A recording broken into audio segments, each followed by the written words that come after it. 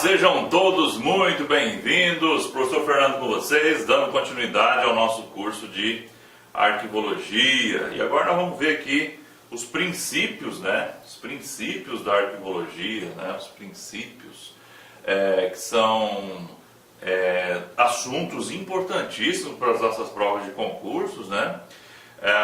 Não é um assunto tão extenso para se estudar, isso é uma grande vantagem. Eu vou dar um macetinho para vocês daquilo que as bancas gostam de cobrar sobre princípios, né? Tem dois princípios que são clássicos de cair em prova, porque as pessoas não conhecem o significado deles. Um dos princípios é um princípio da arquivologia e o outro princípio é um princípio de bibliotecas e museus. Ou seja, existe um princípio muito importante que a arquivologia deve obrigatoriamente segui-lo, e existe um princípio que a arquivologia deve se esquivar dele de forma total, né? São esses dois princípios que nós precisamos aí ter na nossa prova. A gente vai destacar na hora que eu falar, ó, segura essa informação que ela é importante. Então vamos lá. Então, os princípios fundamentais da arquivologia tratam das peculiaridades dos documentos de arquivo. Então, os princípios são sobre os documentos. Os documentos, que como a gente viu, são o objeto da arquivologia. Então, essas peculiaridades é que fazem muitas vezes os princípios se confundirem com as características dos documentos de arquivo, né? Então, assim, a gente viu já as características, né? As definições, né, dos documentos, as classificações tanto de documentos quanto classificações de arquivo. Então, às vezes a banca vai querer aí te confundir, né, nesses aspectos, mas é bem tranquilo, não tem grandes preocupações, tá? O importante para nós não é o aprofundamento teórico, mas, né, para vocês aí conseguir atingir sua prova. Assim fica o registro de que em provas algum desses princípios também pode ser nominados como características. O que importa é que uma gestão de documentos de arquivo deve ser realizada considerando esses princípios ou características, né? Então, o que tem que levar em consideração é isso. Tem que ficar com bastante cuidado na hora da prova, né? Sem também ser muito severo, né? Em alguns aspectos. Se chamar de princípio ou características não vai influenciar muito. O importante é você saber se é a letra A, se é a B, se é a C, se é a D ou se é a E. Esse é o nosso objetivo. Esse aqui é aquele que eu falei para vocês, o princípio que nós temos que levá-lo para a prova de tudo quanto é jeito. É o principal princípio, digamos assim, né? É o princípio mais importante quando se fala de arquivologia, que é o princípio da proveniência, ou, né, conhecido como respeito aos fundos. A gente vai entender por que ele tem esse nome de respeito aos fundos, né? Então, o princípio da proveniência também pode ser chamado de princípio ao respeito, de respeito aos fundos, né? Toda vez que você vê fundo, você lembra de arquivo, tá? Fundo seria como se fosse um sinônimo de arquivo. Então, respeito aos arquivos, né? Que arquivos é esse? Arquivos que se originaram de algum lugar. Então, esse princípio da proveniência, ele é um princípio que a gente aplica ele muito, né? Na verdade, muito não. Ele é um princípio, digamos assim, os documentos que foram lá para o arquivo permanente. Então, lá no arquivo permanente, foram recebidos documentos, arquivos oriundos de algum lugar, ou de alguma região, ou de algum dono, né? Então, lá no arquivo permanente, o arquivo permanente são recolhidos os documentos, tá? Então, esses documentos vieram de algum lugar, né? Por isso que fala respeito aos fundos, respeito de onde veio esse arquivo, né? Então, o princípio da proveniência, não, proveniência também, de onde provém, né? De onde vem, né? Às vezes a gente usa muito esse verbo prover, né? De proveniência, de onde provém, de onde você vem, né? Então, esse é o arquivo que vai respeitar, olha o nome, respeitar de onde o arquivo veio. Então, esse é um princípio fundamental. Vamos ver aqui no nosso texto e já vou fazendo alguns comentários com vocês que são importantes. Então, o princípio da proveniência, ou respeito aos fundos, diz que os arquivos originários de uma instituição, ou seja, veio, né, ou de uma pessoa, devem manter a sua individualidade. Devem, é obrigatório. Isso aqui cai muito em prova. Por quê? Porque quando a gente tem uma obrigação, a gente fica com medo na prova, né? Será que deve mesmo? Sempre, sempre. Isso aqui é sempre, é um sempre que existe. Não sendo misturados de origem diversa. Então, não, né? Ora, vejam que é um não, né? Não sendo misturados de origem diversa. É a marca de identidade do documento relativamente ao produtor acumulador e o seu referencial básico. Esse princípio gera, com a sua aplicação, o fundo de arquivo, né? O fundo, ou seja, o fundo é o próprio arquivo, né? Por isso, esse princípio é reconhecido como o princípio fundamental da organização dos arquivos. Então, ele é o princípio fundamental da organização dos arquivos. Vejam só, o que quer dizer tudo isso, professor? Isso quer dizer o seguinte, que, tentar dar um exemplo para você. Vamos pensar no Arquivo Nacional, né? O Arquivo Nacional, que nós vamos tratar dele quando a gente falar da Lei 8159, tá? Que é um módulo especial para vocês. O Arquivo Nacional, vamos dizer que ele receba documentos provenientes, ou seja, de origem do Banco do Brasil e da Caixa Econômica Federal, né? Uma empresa pública, Sociedade de Economia Mista, vamos dizer que eles têm documentos lá que vão para o arquivo permanente, né? Que são considerados históricos, probatórios, né? Então, assim, o que acontece? Quando chegar lá, se o pessoal lá que trabalha no Arquivo Nacional respeitar o princípio da proveniência, eles devem respeitar, jamais poderão misturar arquivos do Banco do Brasil com a Caixa Econômica Federal. Jamais. Jamais. Eles não podem, porque se eu fizer isso, eu estou desrespeitando o princípio da proveniência. Eu estou desrespeitando o princípio do respeito aos fundos. Então, documentos de fundos distintos, eles não se misturam jamais. Mas tem uma lógica para tudo isso. Por quê? Eu vou manter a ordem, né, original. Porque, gente, uma das características, né, na verdade, uma das funções do arquivo é você o quê? Um dia encontrar a informação. A gente já falou isso muito, né? Você tem que guardar, você tem que preservar, você um dia tem que encontrar essa informação. Então, se eu misturasse tudo, ficaria muito mais difícil de encontrar essa informação no futuro. Então, esse é a ideia do princípio da proveniência. Então, na arquivologia, é obrigatório, vejam só, deve manter sua individualidade sem jamais se misturar a outros de origem diversa. Professor, cai muito proveniência. O princípio da proveniência é o campeão de cair em prova, tá? O campeão, por causa dessa característica dele ser, não haver lacunas, não haver exceções. Ele não é um princípio que não tem exceção.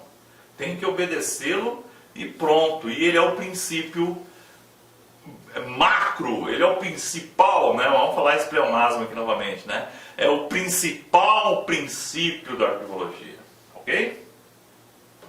Tá. Então ele tem 2 graus de aplicação, né? Em seu primeiro grau, determina que os documentos de arquivo devem ser agrupados de acordo com o seu produtor, provando e testemunhando sobre o seu produtor. Os arquivos são uma única unidade indivisível. O seu segundo grau confunde-se com o princípio da ordem original, afirmando que os documentos devem manter a formação e organização determinada pelo produtor. Então, assim, a gente acabou entendendo. Então, assim, além de não misturar, eu tenho que manter a ordem original. Tá? Tá implícito isso, tá? Chegou o arquivo lá, eu não vou fazer alterações também na ordem desses arquivos, né? Então, assim, o princípio da proveniência, ele é muito severo. Ele respeita também de onde vem e também respeita como vem. De onde e como se mantém esse arquivo. Então, assim, isso aqui não é tão cobrado, na verdade, nunca vi cobrar em prova, na verdade. Então, assim, você respeitando o princípio da proveniência, você está respeitando não misturar os arquivos de outros, né, com aquele, e também manter a ordem, né, original, né, a ordem original, que é um princípio que está embutido dentro do princípio da proveniência. Inclusive a gente vai ver algo sobre ele aqui também, mas é só para você ter em mente que há essa casadinha aí. Então, assim, aplicar o princípio da proveniência significa separar, diferenciar, distinguir ou dividir um conjunto de elementos da mesma composição, órgão produtor, competência, funções, atividades, em classes e subclasses documentais que se articulam formando um fundo de arquivo. Ou seja, o princípio da proveniência permite que se considerem grandes conjuntos de documentos e não peças isoladas. É isso mesmo, né? Então ele é o fundo, né? É o componente daquele arquivo. Ele vem em bloco, né? E eu considero ele dessa forma. Ainda destaca-se que o fundo do arquivo pode ser classificado em fundo aberto ou fechado. Isso aqui é bem tranquilo, essa questão aqui do fundo aberto e do fundo fechado, tá? Por que ele é bem tranquilo, professor? Porque tem um macetinho para isso, tá? O fundo aberto e o fundo fechado são dois tipos de fundo. O fundo aberto é aquele que as instituições ainda estão operacionais, ou seja, as organizações que produzem esses documentos e enviam para o arquivo permanente, essa empresa, essa instituição, né, ou essa pessoa, ela continua em atividade, nós chamamos de um fundo aberto, ou seja, a qualquer momento pode chegar mais arquivos daquele fundo, né? O fundo aberto ele está ainda acontecendo, as coisas estão ocorrendo, né? Então as organizações ou as pessoas ainda estão em atividades produzindo, né, arquivos lá na sua origem, tá? Então assim, o fundo aberto é aquele que se mantém, né, nessa atividade. Já o fundo fechado são aquelas organizações que não tem mais, acabou a sua atividade, ela não vai mais produzir nenhum tipo de documento, fechou o pacote, está lá no arquivo permanente, não vai entrar mais ninguém, não entra mais ninguém, né? Então o fundo fechado é aquele que as organizações saem de atividade. Então vamos ver aqui o nosso texto, né? Então o fundo aberto é o fundo ao qual podem ser acrescentados novos documentos em função do fato de a entidade produtora continuar em atividade. Já o fundo fechado é aquele fundo que não recebe acréscimos de documentos em função de a entidade produtora não se encontrar mais em atividade, né? Nós temos alguns exemplos aí, né, de instituições que não estão mais em atividades, né? Em Mato Grosso nós tínhamos o BEMAT, o Banco Estadual do Estado de Mato Grosso, que foi extinto na década de 90. Né? Então, assim, os documentos produzidos pelo BEMAT, né, eles viraram um fundo, né? Viraram um fundo que foram, né, guardados aí no arquivo estadual. E esse fundo é um fundo fechado, porque essa organização ela não está mais em atividade, ok? Então, o princípio da proveniência adota duas posições doutrinárias divergentes, em que se qualificam como nível maximalista ou o nível de minimalista.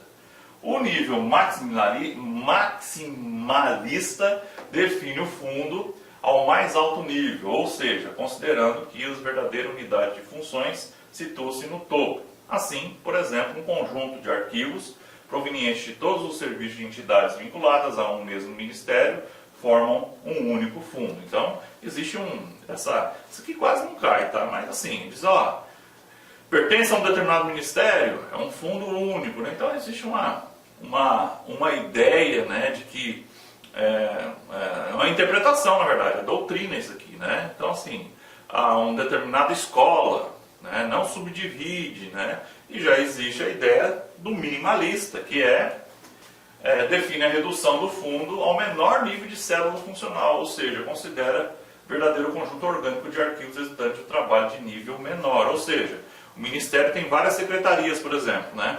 Então, para a doutrina minimalista, cada secretaria essa dentro do Ministério vai ser um fundo, e eles não poderão se misturar. E aqueles que defendem a doutrina, né, do máximo, né? Ou seja, vamos, né, é tudo Ministério, tá? Tudo junto. Então, assim, Isso aqui também nunca vi cair em prova, tá? Mas para você saber que existem na doutrina essas duas posições. Aquela do máximo, ou seja, vamos pegar lá um ministério, uma secretaria de educação, por exemplo, né? E colocar tudo num arquivo só, ou cada uma das escolas que compõem a secretaria formam um arquivo. Então, assim, é nessa ideia, tá? Mas assim é bem tranquilo. Diversas vezes cobrados em prova são os critérios, né, formulados por Durkheim para a definição do organismo produtor dos fundos dos arquivos. Então vamos lá.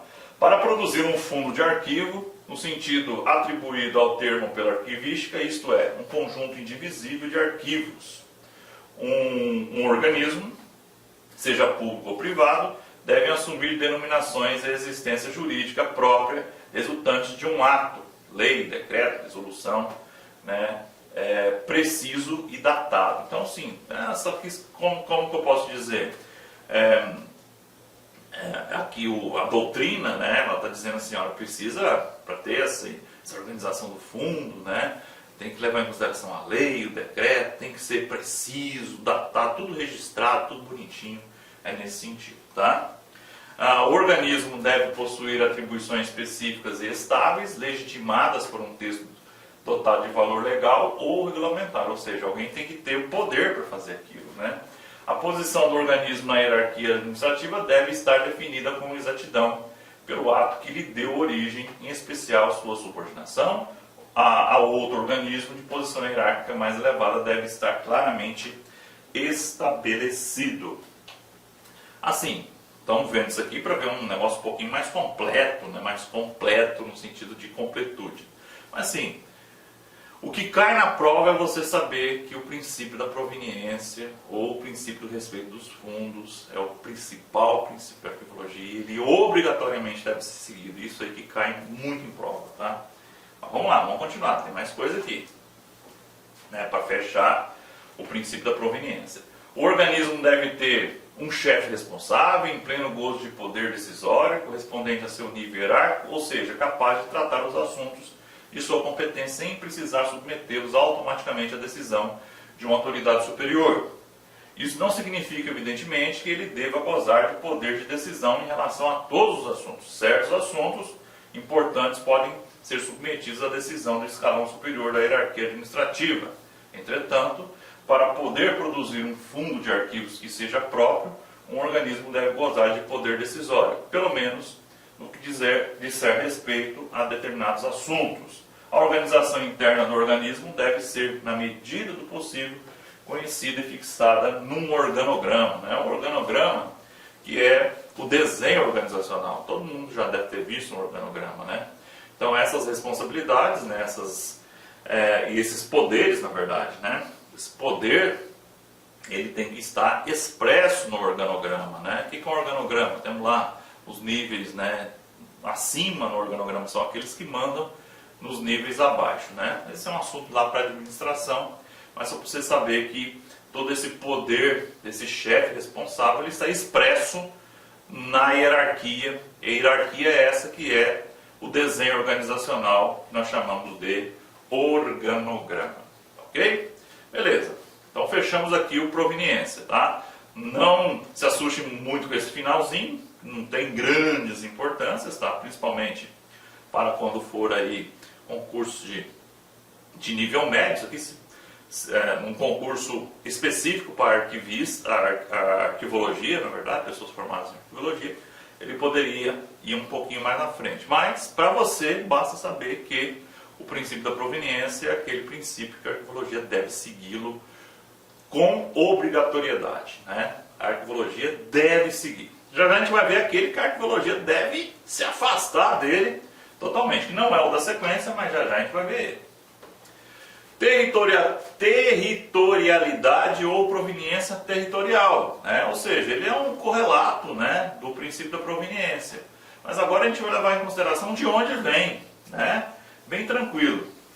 Então o princípio da territorialidade ou proveniência territorial, né, tem proveniência, é uma derivação do princípio da proveniência, segundo o qual os arquivos devem ser conservados em serviço de arquivo do território em que foram produzidos, exceto os documentos elaborados pelas representações diplomáticas ou resultantes de operações militares. Vejam só que no caso aqui, pegadinha da territorialidade, né? Ele é um princípio que tem exceção. Qual é a exceção dele? Exceto os documentos elaborados pelas representações diplomáticas, né? Ou resultantes de operações militares, que são geralmente aí que envolvem segurança nacional, envolvem um sigilo, né? De acordo com Rousseau e Courter, o princípio da territorialidade é proveniente da expressão do direito aplicado à propriedade, por meio da deposição de documentos relativos às terras conquistadas. Então, a ideia deles é assim, tem muito a ver com a questão que a gente vivenciou das conquistas, né? Das conquistas aí de avanços, né? O Império Português, o Império Espanhol, né? Então isso aí vem, o inglês, né? Isso aí vem muito do imperialismo, né? Mas é um princípio tranquilo, dificilmente cair, às vezes cai. O princípio da territorialidade, ele tem alguma coisa a ver com o princípio da proveniência? A resposta é sim, tem, né? Até certo ponto, né? Ou seja, ele tem que respeitar o território, a região. Agora, ele é tão severo quanto o princípio da proveniência? Não. Ele tem ali a sua exceção. Então, o legal é levar a exceção. Os documentos produzidos por representações diplomáticas e operações militares, eles estão excluídos dessa obrigatoriedade. Ok? Então, detalhezinho aí. Professor, mas qual que é a chance de cair esse princípio aí numa prova que tem aí 5 questões? Praticamente nula, praticamente zero. O princípio que cai na sua prova são 2, proveniência e o espertão que a gente vai ver já que a arquivologia tem que fugir dele. Eu vou até falar o nome dele, princípio da pertinência, tá? A gente já vai chegar lá, tá? No final da aula aqui a gente vai reforçar isso para a gente poder fechar o nosso conhecimento. Vamos lá. Ciclo das 3 idades, né? Também é princípio, também é uma organização. As 3 idades nós vamos ter inclusive um módulo específico, para ele tão importante que é a teoria das 3 idades, né? E ele é um princípio também, né? Ou seja, pelo princípio do ciclo das 3 idades, toda organização desempenha suas atividades, cria inúmeros documentos de tipos e conteúdos variados. O ciclo de vida do documento é dividido em 3 fases: corrente, intermediária e permanente. Corrente, intermediária e permanente, tá? Então, assim, isso é tão importante, isso com certeza vai ter uma questão na sua prova, é muito raro de não se ter, quando se fala de arquivologia, que nós vamos ter um módulo especial. E é aquele módulo, né, vamos lá, vamos dizer que seja um módulo de 30 minutos, né, máximo, para você ver ali no finalzinho, lá numa semana faltando para a prova, botar na velocidade R2, né, correr o vídeo aí para você ouvir em 15 minutinhos ali um vídeo de 30, né, que você dobra a velocidade, para você ter aí na sua mente que vai ser uma questão certa na prova, tá? Então, vamos lá. Então, essas distinções ocorrem muito em função da frequência de uso, né? A gente vai estudar muito isso, né? O que determina se um documento é corrente, intermediário ou permanente. Em muitas vezes é a questão da frequência do uso, né? Principalmente corrente intermediário, né? Corrente intermediária que tem essa questão. E da utilidade dos documentos para o desempenho das atividades organizacionais. Assim, esse princípio prega que os documentos evoluem ou ao longo do estágio, que são determinados pela frequência que são consultados e o propósito como são mantidos, né? Primário ou secundário. Lembrando de novo, a gente até comentou isso, né? O valor dos documentos, eles podem ser valores primários ou valores secundários, né? Não confundir as 3 idades com esses 2 valores. Intermediário e corrente, corrente e intermediário são valores primários e permanentes são valores secundários, tá? Na aula de teoria das 3 idades nós vamos bater de novo nisso aqui, porque já vi muitas questões falar de valor terciário. Não existe valor terciário, tá bom? 3 idades sim, valor não. Aqui, Olá, meus amigos, minhas amigas. Inicialmente eu peço licença a vocês, pois interrompi os seus estudos, mas essa videoaula é uma videoaula demonstrativa para você conhecer o nosso serviço aqui da La Concursos. Nós aqui da La Concursos, nós estamos montando o melhor curso para a Universidade Federal de Pernambuco, especialmente para 2 cargos específicos, para o cargo assistente em administração e para o cargo técnico em administração. Qualquer um desses cargos, o nosso curso completo, ponta a ponta digital, super competitivo, 100% gravado em AD em estúdio profissional, por apenas R$ 119,90. Quer se matricular? Quer assistir o restante dessa videoaula? Quer o PDF e quer muito mais aulas? Clique aqui embaixo, você vai ser direcionado diretamente para o nosso site e vem estudar com a gente aqui na LAC, que você não vai se arrepender. Bacana? Forte abraço, fique com Deus, tchau, tchau.